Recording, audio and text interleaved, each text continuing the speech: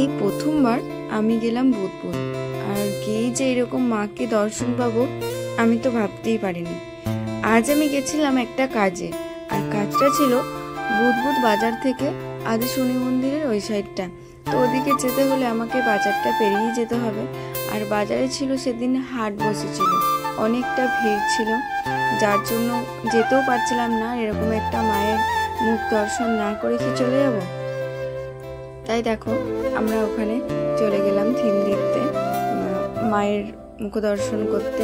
তো যেহেতু সকালবেলা ছিল, ভিড়টি বলতে কিচ্ছু ছিল না, হালকা হালকা দু একটা বাচ্চা আসছিল।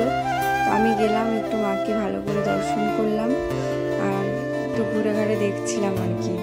দেখো কত সুন্দর করে থিমটা সাজানো হয়েছে।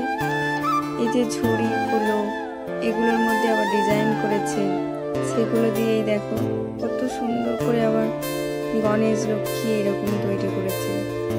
টোটালটাই কিন্তু উপরে যেগুলো রয়েছে ঝুড়ি, এই যে দেখো কত সুন্দর না।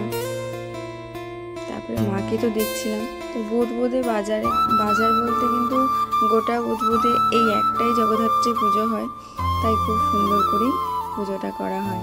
তারপরে দেখো আমি মাকে দর্শন করলাম, দর্শন করে বেরিয়ে যাচ্ছি, কারণ আমি তো একটা কাজে এসেছি, বেশিক্ষণ থাকলেও হবে না, আমাকে কাজটা মেটাতে হবে। তাই দেখো আমরা বেরিয়ে চলে আসলাম আমার কাজের উদ্দেশ্যে।